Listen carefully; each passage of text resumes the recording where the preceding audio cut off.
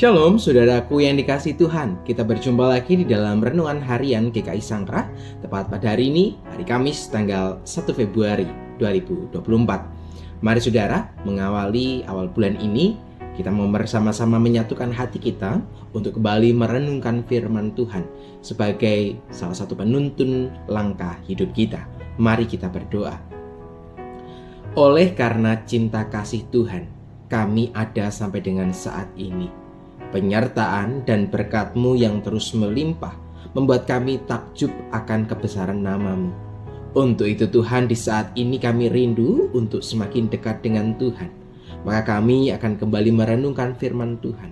Dan biarlah permenungan yang akan kami lakukan ini terus menuntun kami, mengoreksi dan mengarahkan diri kami, supaya kami hidup sesuai dengan kehendak-Mu. Untuk itu Tuhan, berfirmanlah karena setiap kami sudah siap untuk mendengarkannya. Di dalam nama-Mu Tuhan kami Yesus Kristus, Tuhan Sang Juru Selamat yang hidup, kami berdoa. Amin. Saudaraku yang dikasihi Tuhan, sudahkah kita sebagai orang Kristen hidup secara merdeka? Artinya di dalam setiap kehidupan yang kita jalani, kita sudah tidak lagi terbelenggu akan setiap dosa-dosa. Tentu ini menjadi satu hal yang harus terus kita upayakan supaya di dalam kehidupan kita tidak terbelenggu oleh dosa. Sebab Tuhan sudah membebaskan kita, dan kebebasan itu Tuhan berikan bukan karena upaya kita, tetapi seutuhnya adalah anugerah yang Tuhan berikan.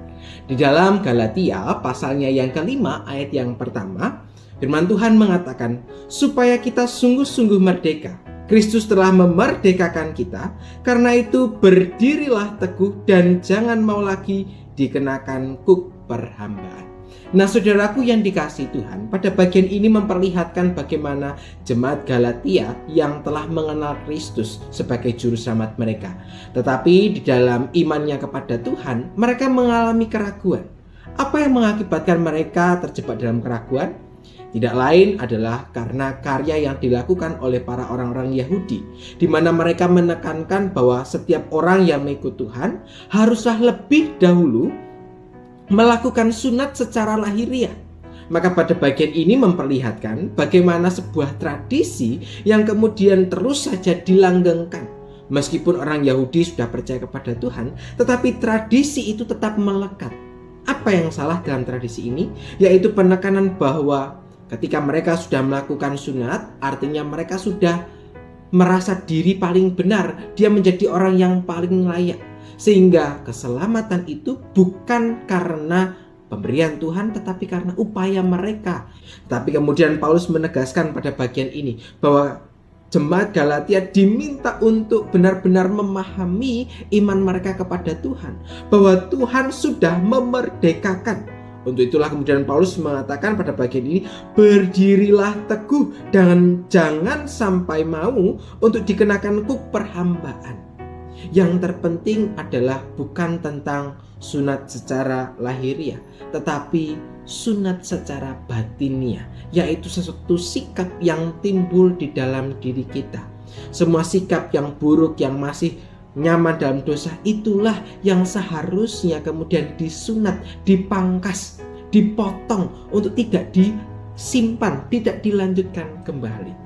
Untuk itulah kemudian dengan tegas Paulus mengatakan kepada jemaat Galatia bahwa mereka sudah dimerdekakan dari dosa. Mereka telah diselamatkan oleh karena kasih-Nya Tuhan, oleh karena anugerah dari Tuhan, bukan dari upaya yang mereka lakukan.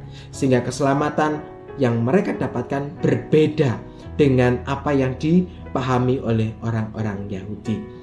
Nah saudaraku yang dikasihi Tuhan, lewat permenungan kita kali ini, apa yang dapat kita pelajari? Bagian firman Tuhan hari ini menyadarkan kepada setiap kita bahwa Tuhan sudah membebaskan setiap kita dari segala macam belenggu dosa. Pengorbanan Tuhan di kayu salib menjadi sebuah tanda bahwa kita dibebaskan dari segala belenggu itu. Untuk itu, ketika kita sudah dibebaskan Tuhan, maka kita jangan lagi untuk hidup dalam perhambaan dosa. Jangan lagi kemudian kita meneruskan kehidupan dosa kita. Memang kita harus akui, hidup dalam dosa terkadang membawa kenikmatan, membuat kita menjadi lalai. Tetapi dosa itu terus membayangi kita dan membuat jiwa kita terancam. Maka pada bagian ini Tuhan juga mengingatkan kita, bagi setiap kita yang juga sudah diselamatkan, marilah kita juga menjadi penolong bagi sesama kita. Bagaimana seorang Paulus juga menegur jemaat di Galatia supaya mereka kembali pada jalan yang benar, kembali kepada jalan yang sesuai dengan Tuhan kehendaki. Maka pada bagian ini mari kita lihat di dalam kehidupan kita, apakah kita sudah berlaku seperti yang dilakukan oleh Paulus.